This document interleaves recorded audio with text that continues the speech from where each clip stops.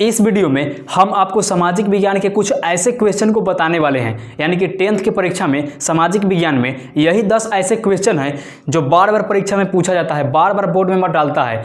तो चलिए उसे हम एक बार देख लेते हैं कि वो कौन कौन से क्वेश्चन हैं जो आपके एग्जाम में यानी कि 10th की परीक्षा में बार बार पूछता है। तो इस वीडियो को आप पूरा जरूर देख लीजिएगा, क्योंकि यही 10 ऐसे क्वेश्चन हैं जो आपके एग्जाम में बार बार डालता है बोर्ड मेंबर। तो चलिए फर्स्ट क्वेश्चन को हम देख लेते हैं कि वो क्वेश्चन क्या है। देखिए पहला क्वेश्चन है कि जर्मनी के एकीकरण की बाधाएं क्या थी। ये आपका हिस्ट्री से क्वेश्चन है, यानी कि सामाजिक विज्ञान से है, यानी कि सोशल साइंस से है। देखिए क्वेश्चन क्या कह रहा है कि जर्मनी के एकीकरण की बाधाएं क्या थी। इसका सिंपल सा आंसर है, देखते चलिएगा, एकदम फेस टू फेस बोलते चलिएगा। देखिए इसका सिंपल सा आंसर है कि जर्मनी के एकीकरण में निम्नलिखित बाधाएं थी। क्या? जर्मनी के एकीकरण में निम्नलिखित बाधाएं थी। नंबर 1, लगभग 300 छोटे बड़े राज्य का होना। लगभग 300 छोटे बड़े राज्य का होना, यानी कि कहने का मतलब है कि जर्मनी एक देश है और जर्मनी के एकीकरण में यानी कि एकता होने में क्या क्या बाधाएं हुआ था। तो पहला क्या है कि लगभग 300 छोटे बड़े राज्य का होना, यानी कि जर्मनी में 300 से भी ज़्यादा छोटे बड़े राज्य है जो कि आपस में झगड़ा झंझट हो रहा था और आपस में सब सम्मेलन होकर यानी कि एक जगह नहीं था। इसलिए यहाँ पर कह रहा है कि लगभग 300 छोटे बड़े राज्य का होना। दूसरा क्या है कि इस राज्य में व्याप्त राजनीतिक सामाजिक विषमताएं। तीसरा है राष्ट्रवाद की भावना का अभाव। नंबर 4 है मेटरनिख की प्रतिक्रियावादी नीति। मेटरनिख जो एक आदमी था उसके जो है राजनीति के अनुसार इधर उधर जो है कि इधर उधर मतलब कि गपशप हो रहा था, ये वही है यहाँ पर लिखा हुआ है कि मेटरनिख की प्रतिक्रियावादी नीति। दोस्तों ये क्वेश्चन जो है यानी कि कहने का मतलब है कि जर्मनी के एकीकरण की बाधाएं क्या थी। ये क्वेश्चन जो है 10th की परीक्षा में बार बार पूछता है बोर्ड मेंबर और 2026 के परीक्षा में भी पूछेगा। तो इसको आप सिंपल सा इसका आंसर लिखिएगा क्या कि जर्मनी के एकीकरण में निम्नलिखित बाधाएं थी। पहला क्या था कि लगभग 300 छोटे बड़े राज्य का होना। सेकंड है इस राज्य में व्याप्त राजनीतिक सामाजिक विषमताएं। नंबर 3 है राष्ट्रवाद की भावना का अभाव। नंबर 4 है मेटरनिख की प्रतिक्रियावादी। सेकंड क्वेश्चन क्या है कि राष्ट्रवाद क्या है, राष्ट्रवाद क्या है। और ये क्वेश्चन जो है आपके एग्जाम के लिए हद से ज़्यादा इंपॉर्टेंट है, बार बार पूछा जाता है बोर्ड मेंबर के द्वारा।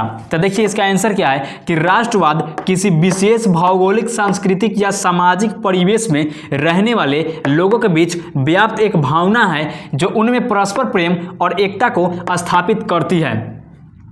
यह भावना आधुनिक विश्व में राजनीतिक पुनर्जागरण का परिणाम है और इसे ही राष्ट्रवाद कहते हैं। यानी कि राष्ट्रवाद कहने का मतलब है कि राष्ट्रवाद यानी कि देश में एकता, प्रेम भाव से रहा जाए, उसी को राष्ट्रवाद कहते हैं। एक बार और देख लीजिए कि राष्ट्रवाद किसी विशेष भौगोलिक, सांस्कृतिक या सामाजिक परिवेश में रहने वाले लोगों के बीच, कहने का मतलब है कि संस्कृति के द्वारा सामाजिक यानी कि समाज में भौगोलिक यानी कि आर्थिक रूप से लोगों के बीच व्याप्त एक भावना है जो उनमें परस्पर प्रेम और एकता को स्थापित करती है। एकता, प्रेम भाव, स्नेह, एकता को स्थापित करती है और यह भावना आधुनिक विश्व में राजनीतिक पुनर्जागरण का परिणाम है और इसे ही राष्ट्रवाद कहते हैं। कितना सिंपल सा इसका आंसर है। और ये सभी क्वेश्चन जो है आपके एग्जाम के लिए हद से ज़्यादा इंपॉर्टेंट है, तो आप ना वीडियो को मिस मत कीजिएगा। आप इस क्वेश्चन को आप पहले कॉपी में नोट कर लीजिए या फिर एक दो बार वीडियो को देख लीजिएगा तो आपके दिमाग में पूरा बैठ जाएगा। अभी तो आपका ये 2 क्वेश्चन हो गया, अभी 8 क्वेश्चन और है जो अभी एग्जाम के लिए हद से ज़्यादा इंपॉर्टेंट है और 2026 के परीक्षा में भी पूछेगा। तो आप वीडियो को एक दो बार देख लीजिएगा तो आपके दिमाग में पूरा बैठ जाएगा। तो चलिए आप अगले क्वेश्चन की ओर चलते हैं, लेकिन इससे पहले इस क्वेश्चन को आप अच्छे से नोट कर लीजिए। चलिए नोट कीजिए इसको।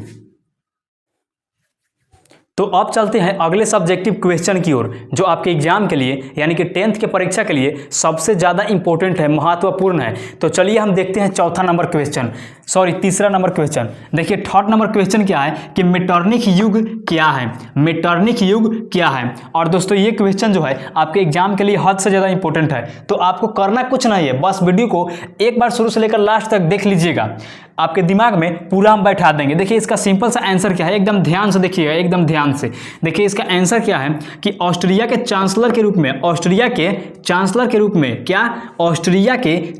के रूप में मेटरनिख ने 1815 ईस्वी से 1848 ईस्वी तक शासन किया। यानी कि कहने का मतलब है कि ऑस्ट्रिया में चांसलर नाम का व्यक्ति था, ऑस्ट्रिया में मेटरनिख नाम का जो व्यक्ति था वो चांसलर के रूप में 1815 ईस्वी से 1848 ईस्वी तक क्या किया, राजगद्दी को संभाला, शासन किया। शासनकाल के दौरान, शासनकाल के बाद इन्होंने यूरोप की राजनीति में इतनी प्रमुख भूमिका निभाई, यानी कि गद्दी पर बैठने के बाद इतना अच्छा से काम करना चालू किया, भूमिका निभाई कि इस कार्य की अवधि को मेटरनिख युग कहा जाता है। इस कार्य के युग को मेटरनिख युग कहा जाता है। देखिए अब चलते हैं चौथा क्वेश्चन की ओर कि 1848 ईस्वी के फ्रांसीसी क्रांति के क्या कारण था। देखिए सिंपल सा क्वेश्चन है और बार बार यही क्वेश्चन जो है परीक्षा में डाला जाता है। क्या है क्वेश्चन कि 1848 ईस्वी के फ्रांसीसी क्रांति के क्या कारण था। इसका सिंपल सा आंसर है कि फ्रांस में जुलाई 1830 ईस्वी की क्रांति के बाद, क्या फ्रांस में 1 जुलाई 1830 ईस्वी के क्रांति के बाद आर्लियंस वंश के लुई फिलिप ने, यानी कि कहने का मतलब है कि आर्लियंस वंश के जो राजा थे लुई फिलिप ने उत्तरवादियों, पत्रकारों तथा पेरिस की जनता के समर्थन से सत्ता प्राप्त की, यानी कि गद्दी को हासिल किया। और राजा बनने के बाद लुई फिलिप ने मताधिकार को मध्यम वर्ग तक तो पहुंचा दिया, लेकिन साधारण जनता को कोई लाभ नहीं मिला, यानी कि जनता जो है उसको कोई लाभ नहीं मिला, उसको कोई लाभ मिला ही नहीं। और इसे ही वजह से 1848 ईस्वी में फ्रांस में क्रांति स्टार्ट हुआ। देखिए कितना सिंपल सा आंसर है। देखिएगा पहले क्वेश्चन को आप एक बार और देख लीजिए कि क्वेश्चन क्या है कि 1848 ईस्वी के फ्रांसीसी क्रांति के क्या कारण था। तो देखिएगा फ्रांस में 1 जुलाई 1830 ईस्वी में क्रांति के बाद आर्लियंस वंश के लुई फिलिप, यानी कि लुई फिलिप नाम के राजा ने उत्तरवादियों, पत्रकारों तथा पेरिस की जनता के समर्थन से, उत्तरवादियों यानी कि उत्तराधिकारियों के द्वारा, पत्रकारों के द्वारा यानी कि सोशल मीडिया के द्वारा और पेरिस की जनता के समर्थन से सत्ता प्राप्त की, यानी कि राजगद्दी कंट्री को हासिल किया। और राजा बनने के बाद लुई फिलिप ने मताधिकार को मध्यम वर्ग तक तो पहुंचा दिया, लेकिन उस राज्य में, उस देश में जनता को कोई लाभ नहीं मिला, लाभ नहीं मिला। और इसी वजह से क्या किया कि जनता ने 1848 ईस्वी में फ्रांस में क्रांति को जो है कि स्टार्ट कर दिया। सिंपल सा आंसर है, कितना सिंपल सा आंसर है। और दोस्तों इसी टाइप का क्वेश्चन जो है, इसी टाइप का क्या, यही क्वेश्चन जो है आपके एग्जाम में बार बार डालता है बोर्ड मेंबर। तो हम उम्मीद करते हैं कि आपको ये सब क्वेश्चन जो है आपको समझ में आ रहा होगा और ये वीडियो भी आपको अच्छा लग रहा होगा। तो हम उम्मीद करते हैं कि ये क्वेश्चन जो है आपको समझ में आ रहा है। ये तो आपका 4 सब्जेक्टिव क्वेश्चन हुआ, अभी और 6 सब्जेक्टिव क्वेश्चन है जो आपके एग्जाम के लिए हद से ज़्यादा इंपॉर्टेंट है। तो चलिए उसे भी हम एक बार देख लेते हैं, लेकिन इससे पहले आप बोर्ड पर ये सभी क्वेश्चन को आप पहले कॉपी में नोट कर लीजिए। चलिए नोट कीजिए इसको।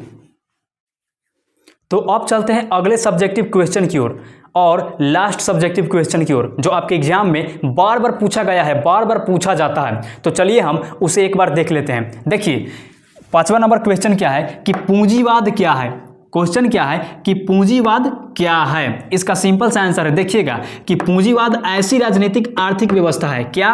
पूंजीवाद ऐसी राजनीतिक आर्थिक व्यवस्था है जिसमें निजी संपत्ति और निजी लाभ की अवधारणा को मान्यता दी जाती है। क्या?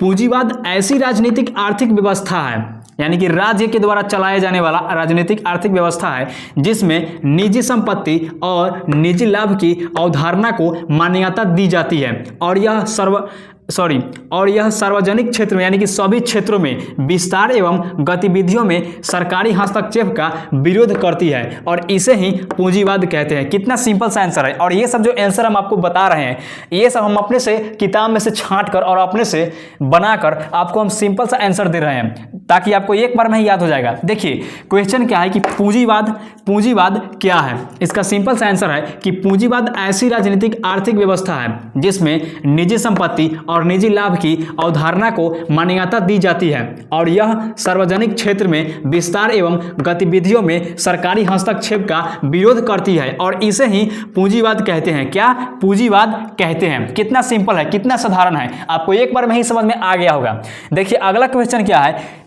क्वेश्चन नंबर 6 है कि रूसी क्रांति के किन्हीं 2 कारण को बताइए। यानी कि रूस में जो क्रांति हुआ था, आंदोलन हुआ था, विरोध हुआ था, हस्तक्षेप हुआ था, उसके 2 कारण बताने के लिए बोल रहा है। देखिए इसका आंसर है कि रूसी क्रांति के निम्नलिखित कारण है। पहला, जार की निरंकुशता एवं अयोग्य शासन। जार की निरंकुशता नंबर 1 है जार की निरंकुशता एवं अयोग्य शासन।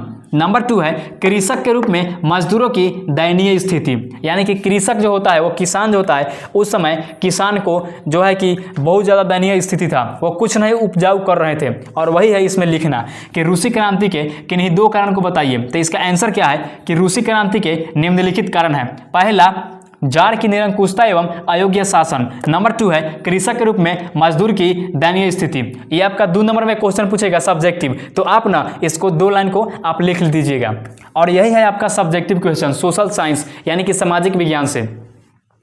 तो आपसे हम हाथ जोड़कर रिक्वेस्ट करते हैं कि इस वीडियो को आप पूरा जरूर देख लीजिएगा, क्योंकि इस वीडियो में हमने जो क्वेश्चन को अभी बताया है वो आपके एग्जाम के लिए हद से ज़्यादा इंपॉर्टेंट है और बार बार यही क्वेश्चन पूछा जाता है। तो हम उम्मीद करते हैं कि ये वीडियो आपको अच्छा लगा होगा और सारे क्वेश्चन जो है आपके दिमाग में बैठ गया होगा, समझ में आ गया होगा। तो हम उम्मीद करते हैं अगले वीडियो में हम फिर मिलेंगे अगले टॉपिक पर। तब तक के लिए जय हिंद, वंदे मातरम। ख्याल रखिएगा, खुश रहिए, मस्त रहिए।